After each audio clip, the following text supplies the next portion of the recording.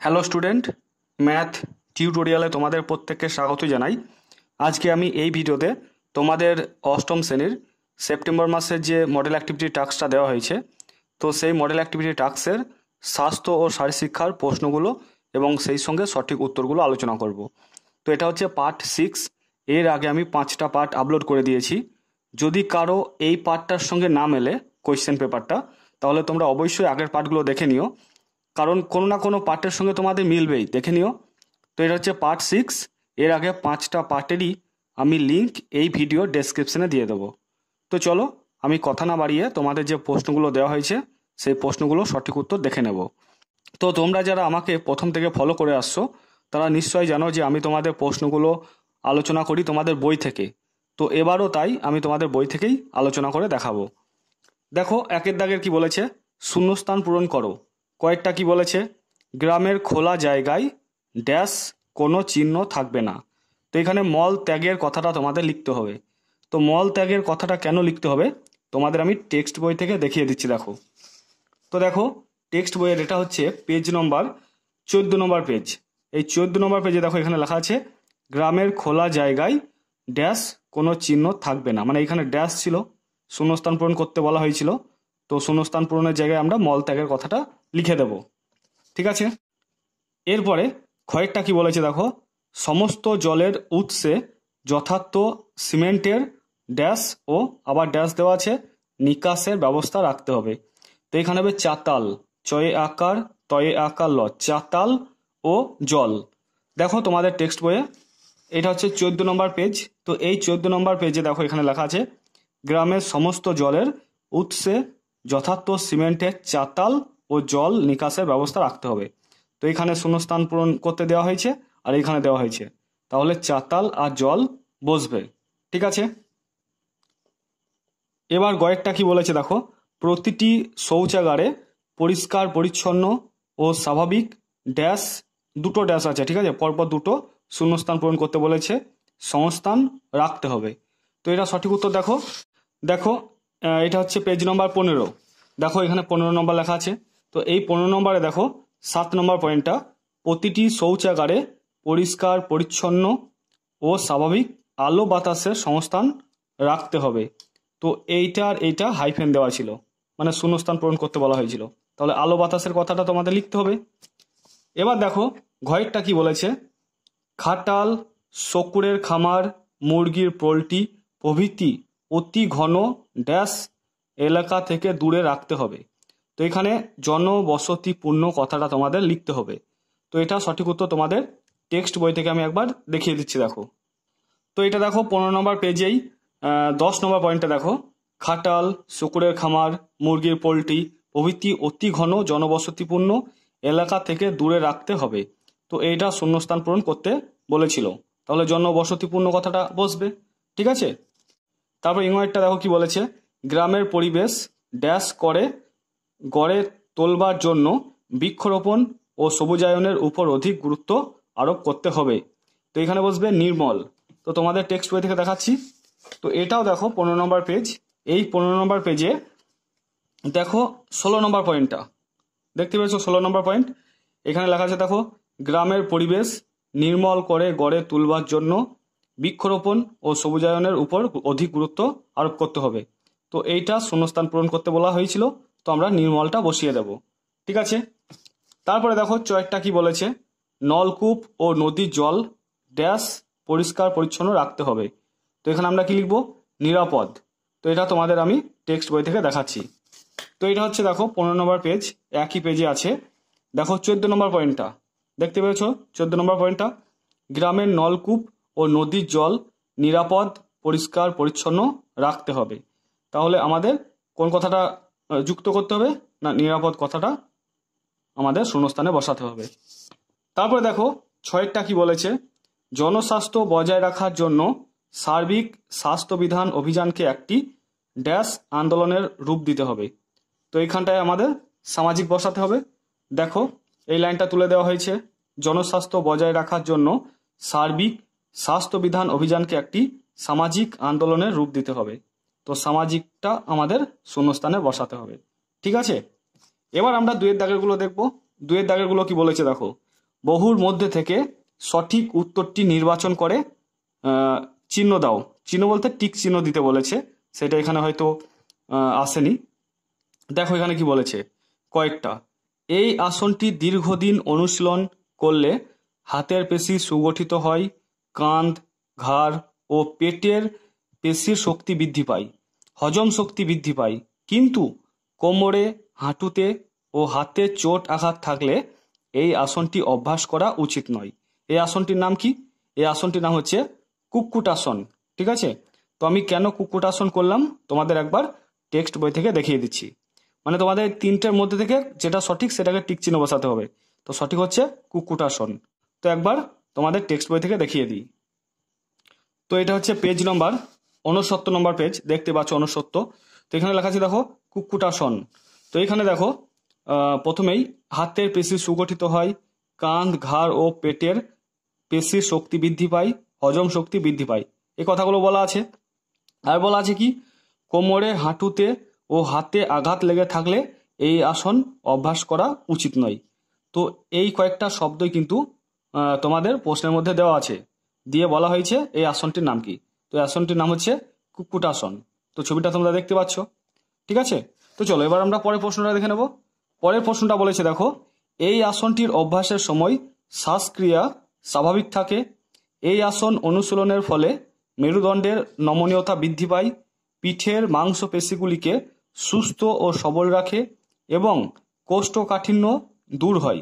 এই আসনটির নাম কি? তো এই আসনটির নাম হচ্ছে হলাসন।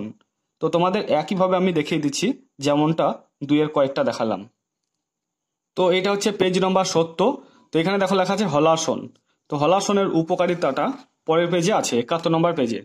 দেখো এখানে লেখা আছে, এই আসন অভ্যাসের ফলে থাইরয়েড গ্রন্থি সুস্থ থাকে, মেরুদণ্ডের নমনীয়তা বৃদ্ধি পায়, পিঠের মাংসপেশিগুলোকে সুস্থ ও সবল রাখে, কোষ্ঠকাঠিন্য দূর করতে এই আসন সহায়তা করে।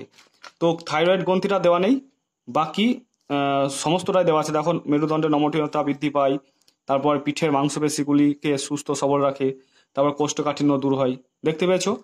আর এই আসনটি অভ্যাসের সময় শ্বাসক্রিয়া স্বাভাবিক থাকে। দেখো এখানে লেখা আছে এই আসন অভ্যাসের সময় শ্বাসক্রিয়া স্বাভাবিক থাকবে।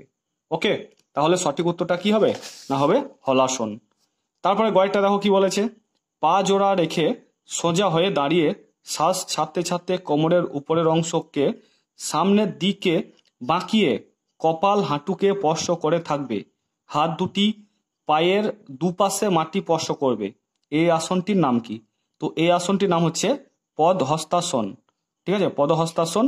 তো আমি এটা আগের মতোই তোমাদের একবার টেক্সট বই থেকে দেখিয়ে দিচ্ছি। দেখো, তো এটা হচ্ছে 72 নম্বর পেজ। এইখানে দেখো লেখা আছে পদহস্তাসন। এই 2 নম্বর পয়েন্টটা তুলে দিয়েছে তোমাদের প্রশ্নে। দু পায়ের হাঁটুকে সোজা রেখে শ্বাস ছাড়তে ছাড়তে কোমরের উপরের অংশকে সামনের দিকে বাঁকিয়ে কপাল হাঁটুতে স্পর্শ করাতে হবে, হাত দুটো পায়ের দুপাশে মাটি স্পর্শ করবে। দেখো এখানে ছবিটা দেখলেই তোমরা বুঝতে পারবে। ঠিক আছে, তাহলে সঠিক উত্তরটা কি হবে? পদহস্তাসন। তো আমরা পদহস্তাসনটাকে টিক মারব। এবার দেখো 3-এর কয়েকটা কি বলেছে, এই করোনাকালে তুমি তোমার সহপাঠীদের ফুসফুসের বায়ু চলাচলের কার্যক্ষমতা বৃদ্ধির জন্য কোন প্রাণায়ামটি অনুশীলনের সুপারিশ করবে? তো উত্তরটা লিখবে তোমরা খাতার মধ্যে, যে ফুসফুসের বায়ু চলাচলের কার্যক্ষমতা বৃদ্ধির জন্য আমি আমার বন্ধুকে বা সহপাঠীদের অনুলোম বিলোম প্রাণায়ামটি অনুশীলন সুপারিশ করব। কি বললাম বুঝতে পেরেছ? তোমরা লিখবে খাতার মধ্যে, ফুসফুসের বায়ু চলাচলের কার্যক্ষমতা বৃদ্ধির জন্য অনুলোম বিলোম প্রাণায়ামটি অনুশীলনের সুপারিশ করব। ঠিক আছে, এবার কয়েকটা কি বলেছে দেখো, এই প্রাণায়ামটির শ্বাসক্রিয়া, অনুশীলনের পদ্ধতি, সময়কাল, উপকারিতা, সতর্কতা বর্ণনা করতে হবে। তো এটার জন্য 5 আছে। তো প্রশ্নটার উত্তর অনেকটা বড় হয়ে যাবে, এখানে 5-এর থেকে বেশি দেওয়া উচিত ছিল আমি মনে করি। কারণ শ্বাসক্রিয়া ঠিকই আছে, কোনো অসুবিধা নেই, কিন্তু যে কোনো ব্যায়ামের ক্ষেত্রে তোমাদের বইয়ে দেখতে পাবে অনুশীলনের পদ্ধতিটা সব থেকে বড়। শুধু এইটার জন্যই 5 হয়ে যায়। তো কি করে তুমি 5 মার্কসের জন্য তুমি ভাগ করবে এগুলোকে? 5 দেওয়ার অর্থ হচ্ছে শ্বাসক্রিয়ার জন্য 1, অনুশীলনের পদ্ধতির জন্য 1, সময়কালের জন্য 1, উপকারিতার জন্য 1, সতর্কতার জন্য 1, দেখো 1 2 3 4 5 হয়ে যাচ্ছে। তো অনুশীলনের পদ্ধতিটা অনেকটা বড় হয়ে যাবে। তো তোমাদের আমি অনুলোম বিলোমের শ্বাসক্রিয়া, অনুশীলনের পদ্ধতি, সময়কাল, উপকারিতা, সতর্কতা সবগুলো একবার করে দেখিয়ে দিচ্ছি, তোমরা একবার করে দেখে নাও। দেখো এটা হচ্ছে তোমাদের বইয়ের 67 নম্বর পেজ, ঠিক আছে? তো এই 67 নম্বর পেজের অনুলোম বিলোমের শ্বাসক্রিয়াটা লিখবে। ধীরে ধীরে ডান নাক দিয়ে বায়ু গ্রহণ করে বাঁ নাক দিয়ে ধীরে ধীরে ছাড়তে হয়। অনেকে বাঁ নাক দিয়ে শ্বাস নিয়ে ডান নাক দিয়ে শ্বাস ছেড়ে অভ্যাস করে থাকে। পদ্ধতিটা দেখো, প্রথমে শ্বাসক্রিয়াটা আমরা আলোচনা করে ফেললাম, এবার পদ্ধতিটা দেখো। 1 নম্বর হচ্ছে প্রথমে পদ্মাসনে অথবা সুখাসনে অথবা সুগমুখাসনে বসতে হয়। তো তোমরা এগুলো হয়তো বাদ দিলে লিখবে প্রথমে পদ্মাসনে বসতে হয়। দেখো পদ্মাসনে বসেছে প্রথমেই।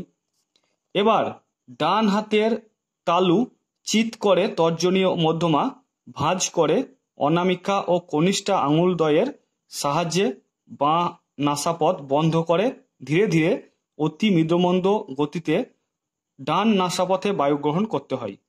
দেখো এখানে দেখানো হয়েছে, ঠিক আছে? যতটা সম্ভব শ্বাস নিতে হয়, তারপর বৃদ্ধাঙ্গুলি দিয়ে ডান নাসাপথ বন্ধ করে বাঁ নাসা খুলে দিয়ে ধীরে ধীরে শ্বাস ছাড়তে হয়। তোমরা এই ছবিটা কিন্তু আঁকবে না, এই 3টে পয়েন্টই দিয়ে দেবে। এবার আমরা পরের যে স্টেপ আছে সেটা দেখে নেব। এবার সময়কালটা দেখে নাও। সময়কালটা লিখবে মনে মনে 6 থেকে 10 গোনা পর্যন্ত শ্বাস গ্রহণ ও ত্যাগ করতে হয়। অনেকে শ্বাস গ্রহণ অপেক্ষা শ্বাস ছাড়ার সময়কাল দীর্ঘ করেন, আবার অনেকে শ্বাস নেওয়ার ছাড়ার পথে কুম্ভক বা দম বন্ধ করে অভ্যাস করেন। তো সময়কালটা হয়ে গেল। তারপরে উপকারিতাটা দেখো, মানসিক অবসাদ, ক্লান্তি, মনের অস্থিরতা দূর করে, স্মরণশক্তি বৃদ্ধি করে, নাকের ভিতরের সমস্যা দূর করে, ব্লাড প্রেশার ও হৃদরোগ সারাতে এই প্রাণায়ামটি বিশেষ উপযোগী। তো আমরা উপকারিতা দেখে নিলাম। এবার সতর্কতাটা দেখো, যাদের হার্টের রোগ, হাই ব্লাড প্রেশার আছে তাদের কুম্ভক না করাই শ্রেয়। যাদের ফুসফুস অতি দুর্বল, যারা শ্বাস গ্রহণ করবার পর পূর্ণাঙ্গভাবে শ্বাস ছাড়তে পারে না, তাদের চিকিৎসকের পরামর্শ ব্যতীত এই প্রাণায়াম করা উচিত নয়। তো তোমরা সবগুলো পয়েন্টই পেয়ে গেলে।